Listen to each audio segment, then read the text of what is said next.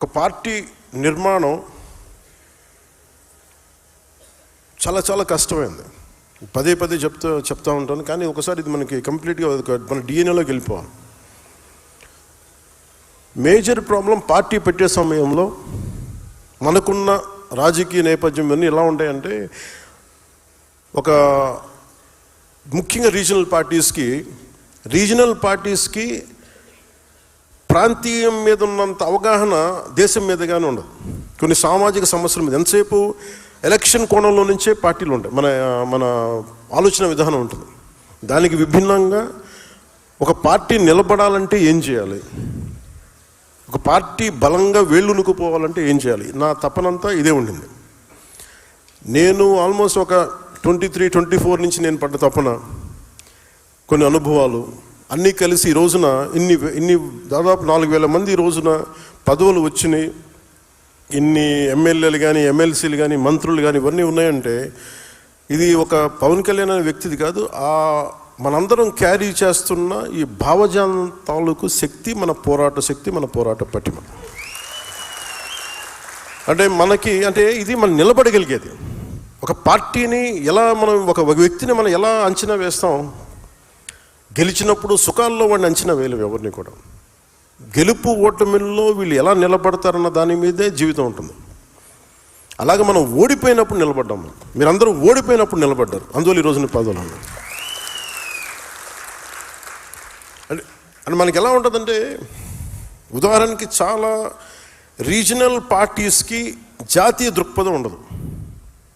మనందరం పోరాటాలు చేసేదాన్ని పదవి బాధ్యత అని ఎందుకు మాట్లాడుతున్నానంటే, మనందరం వీఆర్ బౌండెడ్ టు కాన్స్టిట్యూషన్.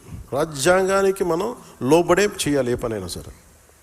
అలాంటి రాజ్యాంగానికి లోబడి మనం పని చేసేటప్పుడు మనం ఎలా ఆలోచిస్తామంటే, ఇది మనకు సంబంధం లేదు, లేదంటే మ్యాక్సిమం మన ప్రాంతీయ దృక్పథంతోనే ఉంటుంది. నేను దానికి భిన్నంగా జాతీయ దృక్పథంతో ఉన్న ప్రాంతీయ పార్టీ కావాలి. ప్రాంతీయ పార్టీ దృష్టిలో లేదు నేను పార్టీ పెట్టినప్పుడు. ఒక పార్టీ పెట్టాలనుకున్నాను అంతే. అది ఎందుకు అలాంటి పార్టీ పెట్టాలనుకున్నానంటే, యువతకి సలసలసలక రక్తం కరిగే యువతకి ఇది ఒక ప్లాట్ఫామ్ అవ్వాలి అనుకున్నాను. ఇది అంటే మీ కోపాలు మీరు చూడండి. ఈ మధ్యన ఆపరేషన్ కగార్ కానీ, ఎంతమంది నక్సలైట్స్ వాళ్ళ విధానంతో మనం నచ్చచ్చు నచ్చకపోవచ్చు, కానీ వాళ్ళు ఏదో ఒక తపనతో వెళ్ళిపోయారు వాళ్ళందరూ. అంటే ఒక పందాన్ని ఎంచుకుంటే మనం వెళ్ళిపోయి ప్రజలకి న్యాయం చేయొచ్చు, లేదా కొత్త రాజ్యం, కొత్త విధానాలు నిర్మించవచ్చు అన్న ఒక ఆలోచన. It all comes it originates from an ideology, one particular ideology. అది ఏదైనా కావచ్చు. అలాంటిది వాళ్ళు యువత వెళ్ళిపోయి 70s కావచ్చు, 80s కావచ్చు, లేట్ 80s కావచ్చు, వాళ్ళందరికీ ఇప్పుడు 50 ఏళ్ళు వచ్చేసి పోరాటం ఓడిపోయి, న్యాయం చేయలేక అటు ఇటు పడిపోయి, ఎంతమందో చనిపోయి ఇలా కకావికలం అయిపోయింది. ఈ ప్రాసెస్లో పట్టు విడవకుండా నలిగిపోయి చనిపోయారు అందరూ. అంటే మీకు ఎందుకు చెప్తున్నాను ఇదంటే, if you don't have an ideological framework,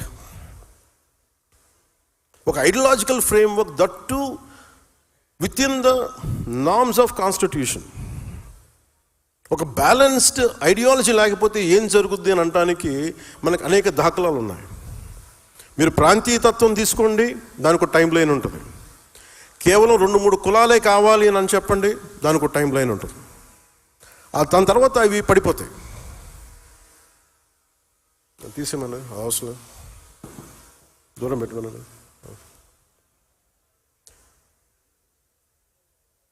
అంటే మీకు సరైన ఐడియాలజీని కనుక మనం ఎంచుకోకపోతే, అందుకు నేను చాలా తపన పడ్డాను. జనసేన ఐడియాలజీ ఇది వెళ్ళే కొద్దీ ఇది విస్తృతంగా పెరిగే ఐడియాలజీ తప్ప, ఎక్కువ మందిని లోపలికి వచ్చే ఐడియాలజీ తప్ప వేరు చేసే ఐడియాలజీ అయితే కాదు. ఇది మీకు నేను బలంగా, దానికి ఉదాహరణ మీరు ఈరోజు ఇక్కడ కూర్చున్నారు మీరు అందరూ. అంటే నాకు బలం లేకపోతే, అంటే నాకు ఎంత బలం ఉండాలి నాకు ఈ ఐడియాలజీ, నేను బతికే భావజాలం ఇది. నేను బతికే భావజాలం. నేననే కాదు, మనిషి అన్నోడు ఎవడైనా సరే సరిగ్గా దారిలో ఉండాలి, ప్రపంచం దేశం అనుకున్నాడు ఎవడైనా బతికే భావజాలం. నువ్వు ఎన్ని అర్థం చేసుకోవాలి? కొన్నిసార్లు ఏం జరిగిపోద్ది, కొన్ని సంవత్సరాల క్రితం అప్పట్లో రాజకీయ ప్రయాణాలు ఉన్నప్పుడు కేవలం 2-3 కులాలతో కూర్చొని మాట్లాడదాం అంటే అలా ఎలా కుదురుద్ది? ఈ రోజున పెద్దపూడి విజయ్ కుమార్ గారు ఇక్కడ కూర్చోవాలంటే మిగతా కులాల ఆసరా లేకుండా జరగదు కదా. పెద్దపూడి విజయ్ కుమార్ గారు కూర్చోలేరు. అలాగే ఈరోజు కాపు కార్పొరేషన్లో ఒకళ్ళు కూర్చోవాలంటే మిగతా కులాలు లేకుండా ఎక్కడ జరుగుద్ది? సో బేసిక్గా ఫండమెంటల్గా మనందరం ఎట్లా ఉన్నామంటే మాకు రాలేదు అంటారు తప్ప అసలు అందరం కలిస్తేనే సమాజం అన్న ఆలోచన మనందరికీ చంపేశారు అందరూ సక్సెస్ఫుల్గా. నేను పెట్టింది ఒక కులం కోసం ఎప్పుడు పార్టీ పెట్టలే. ఒకసారి చాలా ఇబ్బందిగా ఉంటుంది నాకు, కులానికి పరిమితం చేస్తుంటే అరే నేను ఇంత విస్తృతంగా ఒక యూనివర్సల్ థాట్ తోటి నేను వస్తున్నప్పుడు నన్ను కూర్చోబెట్టి అది ఒక స్ట్రాటజీ. అది confining any individual to particular ideology, region, religion is a clear cut strategy to confine. అది మనకి వర్తిస్తే కానీ ఇంకెవరికి వర్తించు. అదొక గొప్ప ఆలోచన. వాళ్ళకి మిగతా వాళ్ళకి వర్తించు, మనల్ని విమర్శించే వాళ్ళకి అది వర్తించదు. ఇదంతా మనకే వర్తిస్తుంది. సో అందుకు నేను చాలా ప్రత్యేకించి నేను చాలా ఆలోచించి చాలా సోషల్ ఐడియాస్, ఫిలాసఫీస్ చదివి చాలామంది నిపుణులతో చర్చించి దీన్ని చాలా సింపుల్గా అంటే మనం కూర్చోబెట్టి ఊకదంపుడు ఉపన్యాసాలాగా ఇంత పెద్ద చెప్పకుండా పెద్ద పెద్ద పుస్తకాలు లేకుండా చాలా అంటే ఒక వాక్యం రాస్తే అది భావగర్భితమై ఉండాలి. ఒక ఐడియాలజీని మీరు ప్రపోజ్ చేస్తే భావగర్భితమై ఉండాలి. అందుకని ఈ 7 సూత్రాలతోటి అంత భావగర్భితంతో చేసాం. దాన్ని మీరు వెతికితే వాల్యూమ్స్ రాయొచ్చు ఒక్కొక్క దాని మీద ఉదాహరణలతోటి. ఉదాహరణకి ప్రాంతీయతని విస్మరించని జాతీయవాదం ఎందుకు పెట్టామంటే మనం కూర్చొని ఈ ప్రతి 50-70 కిలోమీటర్ 100 కిలోమీటర్లకి మన కల్చర్ మారిపోతూ ఉంటుంది. మనది ఆహార అలవాట్లు మారిపోతాయి, ఆచార వ్యవహారాలు మారిపోతూ ఉంటాయి, మాట తీరు, మాట యాస మారిపోతూ ఉంటుంది. ఇవన్నీ పరిగణలో తీసుకోకుండా ఇవన్నీ గౌరవించకుండా మనం వెళ్ళిపోదాం ముందుకంటే ఎక్కడో చోట దెబ్బలు తింటాం అందరం. సో ఇవన్నీ దృష్టిలో పెట్టుకొని ఒక్కొక్కటి అన్నీ పెట్టుకుంటూ వచ్చాం. దానికి మీరందరూ కూడా నాకు తెలిసి మీరు మీరు 90స్లో ఉన్నవాళ్ళు ఉంటారు, లేదంటే కొంతమంది 80స్లో పుట్టిన సీనియర్ నాయకులు కాకుండా మిగతా వాళ్ళందరూ కూడా కరెక్ట్గా చెప్పాలంటే 2007 నుంచి మీరు 20-25 వయసులో ఉండుంటారు మీరు అందరూ, మిగతా వాళ్ళని పక్కన పెడితే. సో ఇది మీరు భవిష్యత్తు మీరు సరైన నిర్దేశంగానే ఇవ్వగలిగితే, అందుకే నేను ప్రత్యేకించి మిమ్మల్ని ఉద్దేశించి మీరు భావితరాలకు మీరు ఎంతో కొంత ఉదాహరణ అవ్వాలనే నేను ఈ 7 సూత్రాలని ప్రతిపాదించాను. ఇది చాలా కీలకం. అంటే మీరు ఎందుకు దీన్ని అర్థం చేసుకోవాలి అంటే నేను నా భావాన్ని మీరు అర్థం చేసుకోలేనప్పుడు కేవలం పదవి కోసమే అనుకున్నప్పుడు మటుకు మీరందరూ కలెక్టివ్గా ఫెయిల్ అవుతారు. ఇప్పుడు ఉదాహరణకి నేను కూర్చోబెట్టి ఎందుకు మనకి పర్యావరణాన్ని పరిరక్షించే అభివృద్ధి ప్రస్థానం అని ఎందుకు ఆ మాట మాట్లాడామంటే, ఉదాహరణకి మన అమరజీవి జలవాహిని పేరు పెట్టినప్పుడు నాకు అనిపించింది గోదావరి నది పారే ప్రాంతాలు ఇవన్నీ. అంటే కరెక్ట్గా 10 అడుగులు తీస్తే నీళ్ళు వచ్చేస్తాయి, మంచి నీళ్ళు. ఇదివరకు ఇష్టారాజ్యంగా తవ్వేశాం. అది మన అవసరాలు కావచ్చు, మన ఆర్థిక అవసరాలు కావచ్చు, మన ఆశ కావచ్చు, వ్యాపార విధానానికి కావచ్చు, ఆదాయానికి కావచ్చు. కానీ ప్రాసెస్లో ఏం చేసామంటే మనం నీళ్లు ప్రవహిస్తున్నప్పటికీ నీళ్లు తాగలేని పరిస్థితుల్లో పెట్టేసుకున్నాం మన ఆర్థిక ప్రణాళిక. అందుకని ఇప్పుడు ఏం చేస్తున్నాం, మళ్ళీ అక్కడి నుంచి ఒక రిజర్వాయర్ నుంచి నీళ్లు తెచ్చుకొని మళ్ళీ అందరికీ 3,000 కోట్లు 3,000 పైచీలు కోట్లు ఖర్చు పెట్టి నీళ్ళు అందిస్తున్నాం. అంటే మనం మనకి పర్యావరణాన్ని పరిరక్షించుకోలేకపోతున్నాం. మళ్ళీ దానికోసం అదనంగా అంటే మనకి ఎలా ఉందంటే ఉన్న నీళ్ళని ఉన్న సహజ వనరులను చంపేసుకొని నానా చండాలం చేసేసి మళ్ళీ అప్పుడు ఖర్చు పెట్టే పరిస్థితి. అంటే ఉన్న భూమిని చంపేసుకొని మార్స్కి వెళ్దామన్నట్టు ప్లాన్ లాంటిది. సో మనకున్నది కళ్ళ ముందుది మనం రక్షించుకోలేనప్పుడు, మన కళ్ళ ఉన్నదాన్ని మన దగ్గర ఉన్నదాన్ని మనం పరిరక్షించుకోలేనప్పుడు మనం ఎంతని మనం చేయగలం. అందుకని పర్యావరణాన్ని పరిరక్షించే అభివృద్ధి ప్రస్థానం అని.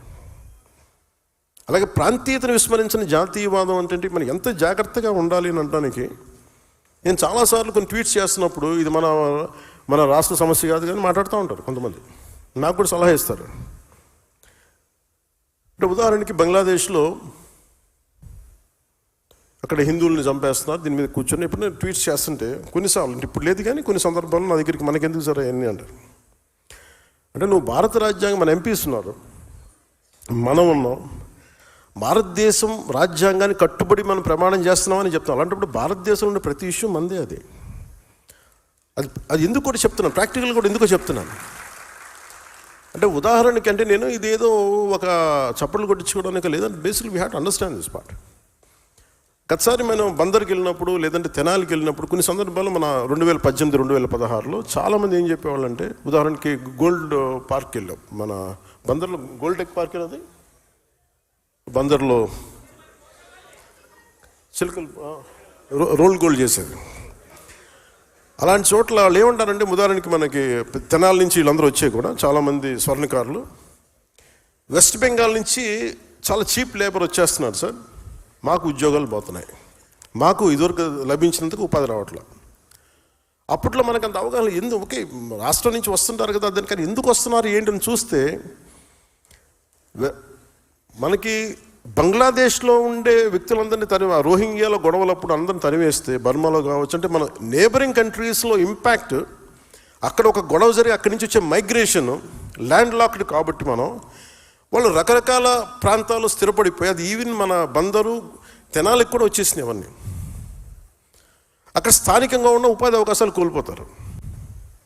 సో అందుకే అలాగే మీరు ఏ సమస్యని తీసుకోండి, ఉదాహరణకి ఇప్పుడు యుక్రెయిన్ వార్ జరుగుతుంది, మనకు సంబంధం ఏంటని అనుకోవద్దు. సడన్గా మన యూరియా పెరిగిపోయింది ధర అంటే యుక్రెయిన్ వార్ వల్ల.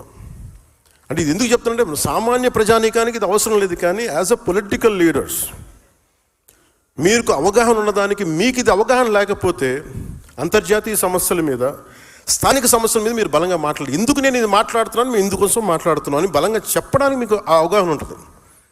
అందుకు నేను చెప్తాను. అలాగే కల్చర్ మ్యాటర్స్, మన సిద్ధాంతాలు కూడా కల్చర్ గురించి ప్రత్యేకించి ఉంటుంది. భాషా యాసల్ని గౌరవించకపోతే, సంస్కృతిని గౌరవించకపోతే చాలా గొడవలు వచ్చేస్తాయి. ఒక్కొక్క 60-70 కిలోమీటర్లు మన ఉత్తరాంధ్రలో ఒక యాస ఉంటుంది, దాన్ని వెటకారం చేయడానికి కుదరదు. అది ఆ భాషతో యాస తాలూకు అందం అది. సో మిగతా జిల్లా వాళ్ళు అట్లాగే చూసుకుంటే చిన్నప్పుడు నేను వినేవాడిని అవన్నీ. సో అందుకని ఈ భాషా సంస్కృతుల్ని కాపాడకపోతే, గౌరవించకపోతే చాలా సమస్యలు ఉత్పన్నమవుతాయి. సో ఇట్లాగే అన్నీ పెట్టుకునే దీనిని ఇవన్నీ కలిస్తేనే భారతదేశం అనే దానికి బలంగా ఉండడానికి ఏమి చెయ్యాలి అన్న దాంతో పెట్టిన ఇవన్నీ ఈ సిద్ధాంతాలు. ఇవన్నీ నేను నిలబడ్డాను కాబట్టి ఈ రోజున మీకు ప్రధానమంత్రి గారు కూడా మీకు అంత గౌరవిస్తున్నారంటే, ఒక ప్రాంతీయ పార్టీ, ఒక 2 ఎంపీలు, ఒక 2-3 ఎమ్మెల్సీలు, ఒక 21 మంది ఎమ్మెల్యేలు ఉన్నది ఇంత బలంగా ఎలా ఉంది అని చాలామంది అడుగుతూ ఉంటారు నన్ను, జాతీయ స్థాయి నాయకులు. ఏ పొలిటికల్ పార్టీకి కూడా జాతీయత ఆలోచన విధానం చాలా తక్కువ ఉంటుంది, భయపడతారు మనకి ఎందుకు లేని ఇవన్నీ. ఇది మనందరి రెస్పాన్సిబిలిటీ, మనందరి బాధ్యత. అందుకని మీరు దీన్ని చాలా చాలా బలంగా తీసుకోండి. దీన్ని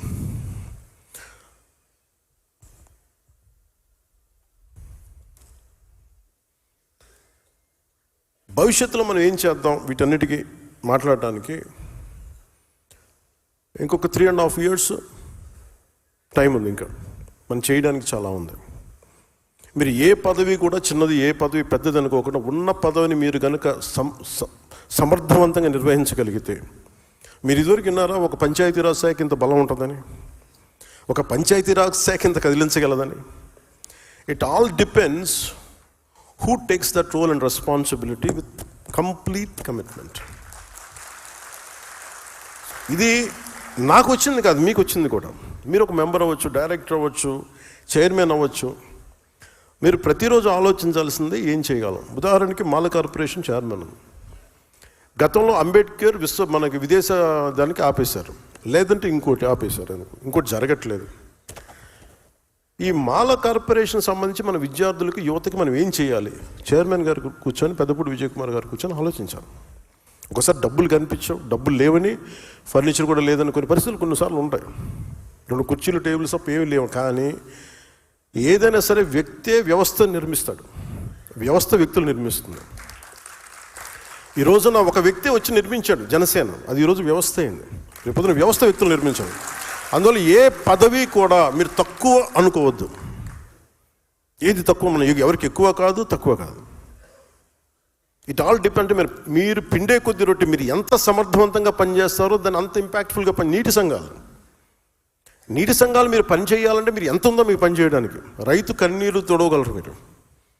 అది కానీ మీరు పెట్టుకున్నారంటే చాలా చాలా అద్భుతం. మన ఈ మధ్యన అంటే ఇంకోటి, పొద్దున్నే మీటింగ్ అంటే జస్ట్ నేను ఎంత బాధ్యతగా ఉన్నాను చెప్పడానికి మీకు చెప్తున్నాను. ఒకటి, మీరు ప్రతి నాయకుడికి బాధ్యత తగ్గించాల్సిన అవసరం ఉంది. అంటే ప్రతి సమస్య, ఇప్పుడు ఒక ఊళ్ళో రోడ్డు లేకపోతే పవన్ కళ్యాణ్ దగ్గరికి వచ్చేస్తే రోడ్డు వచ్చేస్తాను అన్నారంటే ఇట్స్ అ ఫెయిల్యూర్. అది ఒక జిల్లా కలెక్టర్, స్థానిక ఎమ్మెల్యే చేయాల్సిన పని, స్థానిక సర్పంచ్ చేయాల్సిన పని ఒక ఉప ముఖ్యమంత్రి స్థాయి వ్యక్తికి వచ్చి సాల్వ్ అవుతుంది అంటే అది మన ప్రజాస్వామ్యం తాలూకు లక్షణాన్ని బలహీనపడిందని అర్థం. అది అసలు నా దగ్గరికి రాకుండా ఉండాలంటే ఏం చేయాలన్న దానికి నేను ఆలోచిస్తున్నాను, దానికోసం ప్రయత్నం చేస్తున్నాను. అంటే ఒక ఆడపిల్ల వచ్చి, ఒక చూపు సరిగ్గా లేని ఆడబిడ్డ ఇండియాని రిప్రజెంట్ చేస్తూ వచ్చి ఆ పాప అడిగింది, మా ఊరికి రోడ్డు వేయమని. అది ఎవరిని అడగాలి? నన్ను కాదు అడగాల్సింది. నిజంగా ఇంపాక్ట్ఫుల్గా గవర్నెన్స్ ఉంటే, అంటే ఇప్పుడు కాదు, ఒక 5 సంవత్సరాలని కాదు, గత దశాబ్దాలుగా మనం ఏం చేస్తున్నామంటే ప్రజాస్వామ్యం తాలూకు స్ట్రక్చర్ని వీకెన్ చేస్తున్నాం. నాయకుడు ఇంపార్టెంట్ అయిపోయాడు, వ్యవస్థను చంపేస్తున్నాం. అది మారాలి. అంటే ఎందుకు అంటే నాకు చాలాసార్లు నేను నక్సల్ గురించి మాట్లాడుతాను. ఎందుకు మాట్లాడతానంటే నాకు ఇంతమంది ఎందుకు వెళ్ళిపోయింటారు ఈ అడవుల్లోకి నాకు అర్థం కాదు ఇప్పుడు. అంటే ఎంత కోపం ఉండాలి వీళ్ళకి. ఆ కోపం ఎక్కడికి పోదు. మనం ఆపరేషన్లు చేయండి, ఇంకోటి చేయండి, కగారు చేసినా కానీ అది ఇంకో ఫామ్ తీసుకుంటుంది అది. సో దానికి ఏం మారాలి? దాని అల్టిమేట్ మంది ఏంటి? Correction in democracy. What is a correction in democracy అంటే accountability in democracy, responsibility in democracy. అది చిన్న పదవా పెద్ద పదవా అని కాదు. కోపం ఎక్కడికి పోద్ది? నేను అందుకని తపన పడుతున్నాను ఈరోజు, నా కోసమో నా పిల్లల కోసమో మన కోసం కాదు. నేను తపన పడుతుంది, చూస్తుండగా పాడైపోతుంది మన ఈ ప్రజాస్వామ్య వ్యవస్థ అని అనిపిస్తుంది. అంటే మన కళ్ళ ముందు ఒకడు కూర్చొని ఒక మాజీ ముఖ్యమంత్రి గారి సతీమణిని ఇష్టారాజ్యంగా తిడితే మనం ఏమి చేయలేని నిస్సహాయ స్థితిలో ఉన్నామంటే భయం వేస్తుంది నాకు. అంటే ఎలయన్స్ తాలూకు ఎందుకు పెట్టామంటే రేపొద్దున ఎదురింటోటి జరుగుతుంది మన సంబంధం లేదు, పక్కింటోటి జరుగుతుంది మన సంబంధం, రేపొద్దున ఇంట్లో వచ్చి కూర్చుంటుంది. అప్పుడు ఎవడు రాడు. అంటే కొన్నిసార్లు ఎందుకు నేను 10 సంవత్సరాలు 15 సంవత్సరాలు మాట్లాడుతుంటానంటే అదేదో మనం తగ్గాలనో ఇంకొకరు పెంచాలనో అని కాదు. అసలు ముందు ప్రజాస్వామ్య వ్యవస్థని బలోపేతం చేసిన తర్వాత, ఒక లెవెల్ గేమ్ వచ్చిన తర్వాత అప్పుడు వేరే ఆలోచన. Till then I want the strength in alliance. ప్రజాస్వామ్యాన్ని బలహీనపరిచే పరిస్థితుల్లో అందరం మనం కొట్టుకుంటా ఉంటే ఏం జరుగుద్దంటే అరాచకమే రాజ్యం వెళ్తుంది. నాకు చాలా చాలా భయం అది. అంటే ఉదాహరణకి ఈ రోజున మొన్న రౌడీలను వెనకేసుకొచ్చే పరిస్థితికి వచ్చేసింది. నాకు ఎప్పుడు కూడా గత పార్టీని తగ్గించడం కూడా ఇష్టం లేదు. ఉదాహరణ సామినేని ఉదయభాన్ గారు ఉన్నారు, పెండెం దొరబాబు గారు ఉన్నారు, కిలా రోసయ్య గారు ఉన్నారు, అలాగే జయమంగళం నుంచి ఉన్న వెంకటరమణ గారు ఉన్నారు. వీళ్ళెవరూ కూడా గౌరవప్రదంగా ఉండేవాళ్ళు. They are career politicians, there is no doubt about it. కానీ వాళ్ళకి గీతలు తెలుసు. వాళ్ళకి అలాంటి వ్యక్తులు వాళ్ళ దాటికి ఇమ్మడలేకపోయారు, ఇబ్బంది పడ్డారు. మీ వల్ల ఇలా జరుగుతుందని నేను రాగానే చెప్పాను. మనం గెలిచిన వెంటనే నేను అదే మన మంగళగిరి ఆఫీసులో, జనసేన ఆఫీసులో కూర్చొని రెచ్చిపోండి ఈరోజు నేను ఎప్పుడు చెప్పలేదు, అట్లా చెప్పలేదు. ఇప్పుడు గెలవగానే అసలు మనం ఏంటో చూపిద్దాం, అలాంటి పిచ్చి మాటలు నేను ఎప్పుడు మాట్లాడను. ఎందుకంటే బాధ్యత గల వ్యక్తులు ఎలా మాట్లాడుతాం? రెచ్చిపోదాం, మనం వచ్చాం కాబట్టి మన టైం అయింది, ఇంకా చూపిద్దాం, ఒక్కొక్కటి తడాక అంటాం పిచ్చిగా. ఆ బాధ్యత ఉంటే మనం ఎందుకు ఈ స్థాయి దాకా ఎందుకు వస్తాయి? మన ప్రజలు నమ్మారంటే నువ్వు బ్యాలెన్స్కి వెళ్తామని కదా. సో నాకు ఆ బ్యాలెన్స్ని మీరు సమాజంలోకి మీ పదవి ద్వారా తీసుకెళ్ళండి. మీ ఏ స్థానాల్లో ఉన్నారో please start doing small correction. చిన్న కరెక్షనే ఉండదు, చేయండి. చిన్న కరెక్షనే కావచ్చు, అది మీరు బాధ్యతగా చేయాల్సి వస్తుంది. అలాగే నిన్న మాట్లాడితే ఎందుకు అమరజీవి పొట్టి శ్రీరాములు గారి పేరు పెట్టాల్సి వచ్చింది, అమరజీవి జలవాహిని.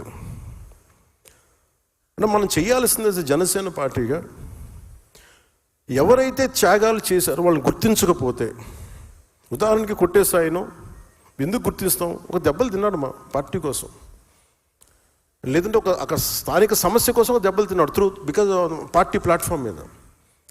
మనమే ఇలా కూర్చోబెట్టి పార్టీ కోసం పనిచేసిన వాళ్ళని గుర్తించి ఇంత ఆనందం మనకుంటే, ఇన్ని వేల మంది ఇక్కడ కూర్చొని మాట్లాడుతూ ఉంటే మనకి ఇంత ఆనందం ఉంటే, ఇన్ని కోట్ల మందికి దేశం మొత్తం మీద భాషా ప్రయుక్త రాష్ట్రాలు తెచ్చిన మహానుభావుడు, లేదంటే తెలుగువాడి ఉనికి, తెలుగు జాతి, తెలుగు ఆత్మగౌరవం అని ఈరోజు మనం మాట్లాడగలుగుతున్నామంటే దానికి మూల పురుషుడు అమరజీవి పొట్టి శ్రీరాములు. అంటే మనం అలాంటి వ్యక్తుల్ని మనం స్మరించుకోకపోతే, అంటే ఉదాహరణకి 5 సంవత్సరాలు పనిచేసిన ముఖ్యమంత్రి పేర్లు కూడా పెట్టేస్తారు. కానీ మనం ఎవరి సాక్రిఫైస్ మీద మనం నిలబడ్డామో, ఎవరి బలిదానం మీద నిలబడ్డామో ఆ వ్యక్తులను వదిలేస్తున్నాం. భగవంతుడు నాకు ఇచ్చిన, గురువులు ఇచ్చిన నాకు ఆ జ్ఞానం ఏమో తెలియదు, కానీ ఆయన పేరు స్మరించింది. అంటే ఎలా ఉంటుందంటే, ఆయన పేరు పెట్టగానే సార్ ఆయన వయస్సులు అంటారా, మన ఆలోచన చూడండి.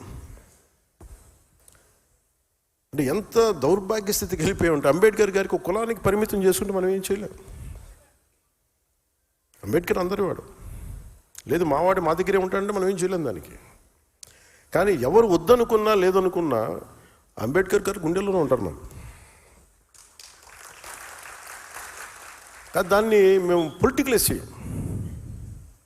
ఓనర్షిప్ ఒక్కళ్ళకి అని అనడానికి కుదరదు, నాయకులకి.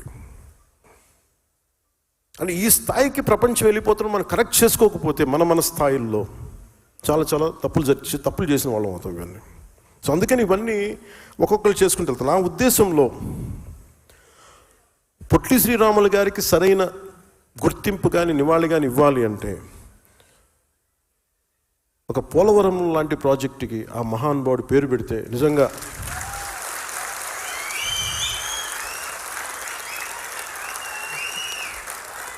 ఎందుకంటే అంటే భాషా ప్రయుక్త రాష్ట్రాలు తెచ్చినవాడు, ఆకలితో అలమటించినవాడు.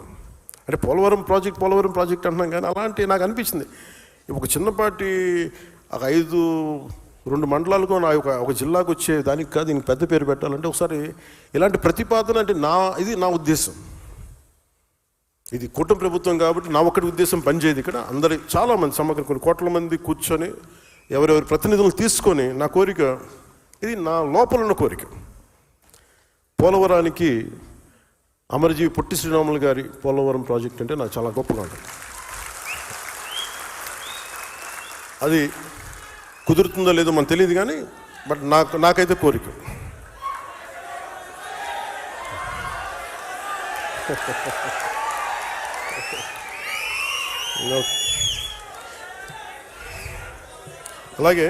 అలాగే ఇంకొక కీలకమైన అంశాలు ఏంటంటే, నేను కొన్ని మాట్లాడుతున్నప్పుడు మీకు కొన్ని ఇబ్బందులు ఉంటాయి. ఏంటంటే మీ వాడు ఎలా మాట్లాడేసారంటారు మేము. అలాగే ఇది కాదు, నేను అమర్జీవి గారి గురించి మాట్లాడలా. అంటే ఉదాహరణకి నేను కులాల గురించి చాలా చాలా విస్తృతంగా మాట్లాడతాను, ఇబ్బంది లేకుండా మాట్లాడతాను. మా సోదరులు నాగబాబు గారిని అడగండి, మా ఇంట్లో ఎప్పుడు కూడా కుల ప్రస్తావన మాకు తెలియదు అసలు ఎప్పుడు. అలాంటి నేను కులాల గురించి మాట్లాడటం అంటే ఎంత నలిగిపోయాడు బిగినింగ్లో. అసలు ఎందుకు వచ్చాను పాలిటిక్స్ అనుకునేవాడిని. ఇప్పుడు కదా 2007, 2008లో. అంటే మనం మానవత్వం అనుకున్న పెరిగిన వాళ్ళకి, సోషలిజం మైండ్ సెట్తో ఉన్నవాడికి కులం చాలా ఇబ్బందిగా ఉంటుంది. కాకపోతే that is a stock reality of society. ఇది ఒక వాస్తవ దృక్పథం. ఇది అంటే మనకి అసమానతలు ఉన్నాయి. కొన్ని కులాలు అగ్రస్థానంలో ఉంటాయి, కొన్ని కులాలు వెనకబాటు స్థానంలో ఉంటాయి, కొన్ని వృత్తి కులాలు ఉంటాయి, వృత్తి కళలు వాటికి పరిమితం అయిపోయినాయి. అందుకని కులాలని నేను సమగ్రంగా స్టడీ చేశాను. స్టడీ చేసుకున్న తర్వాత అప్పుడు అవగాహన వచ్చి మాట్లాడాను. అందుకు నాకు ఇబ్బంది ఏముండదు. నేను ఒక కులం గురించి మాట్లాడుతున్నానంటే ఇంకో కులాన్ని ఎప్పుడు పెంచడం కాదు, ఇంకో కులాన్ని తక్కువ చేయడం కాదు, ఒక వాస్తవాన్ని మాట్లాడుతున్నాను అంతే. అందుకని నేను ప్రత్యేకించి కులాల గురించి మాట్లాడేటప్పుడు మన ఆ పార్టీని ఎలా చెప్పాలో తెలియట్లేదు నాకు. వాళ్ళ పేరు కూడా చెప్పడం పెద్ద నాకు ఇష్టం లేదు. అంటే అలాగే అంటే అలా అంటే అంటే ఆకు రౌడీలను మా సపోర్ట్ చేస్తాం, మేము మేము మేము రౌడీజం చేస్తాం అనే వాళ్ళతో వాళ్ళ పార్టీగా నాకు గుర్తించట్లేదు. ఒక రౌడీల సమూహంలాగా అనిపిస్తుంది ఒకసారి. సారీ టు సే, నా ఉద్దేశం అలా అలా చేయకూడదు కదా అంటారు. దెర్ ఇస్ ఎ వాళ్ళు పొలిటికల్ పార్టీ అయితే మీరు పాలసీ విధానంలో మాట్లాడాలి. మీరు పాలసీ విధానం మీరు ఈ పాలసీ చేశారు, వచ్చాక మేము రద్దులు చేస్తాం. ఇప్పుడు ఉదాహరణకి మొన్న నాకు నిన్న కూడా ఆయన వారికి శుభాకాంక్షలు తెలియజేశాను, పుట్టినరోజు శుభాకాంక్షలు.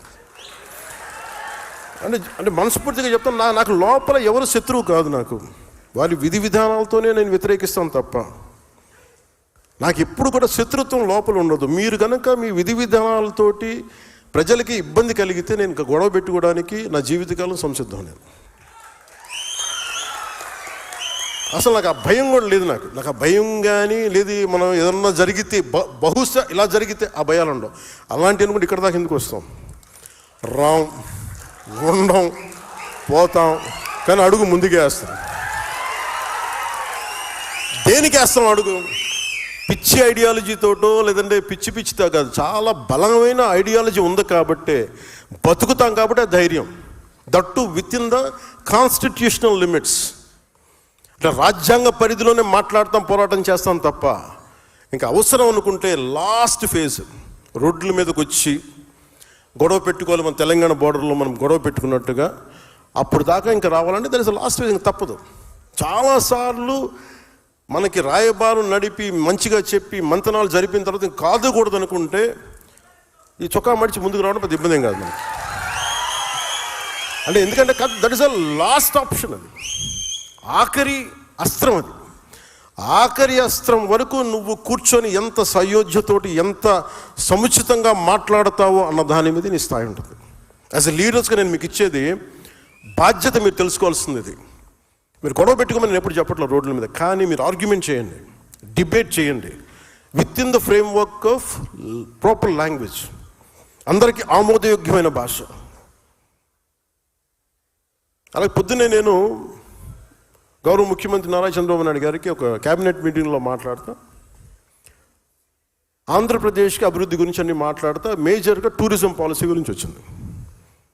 టూరిజం ఎక్కువ మందికి ఉపాధి అవకాశాలు ఇస్తుంది, దీనికి ఏం చేయాలని మాట్లాడుతున్నప్పుడు నేను వారికి తెలియజేశాను. నేను కొంత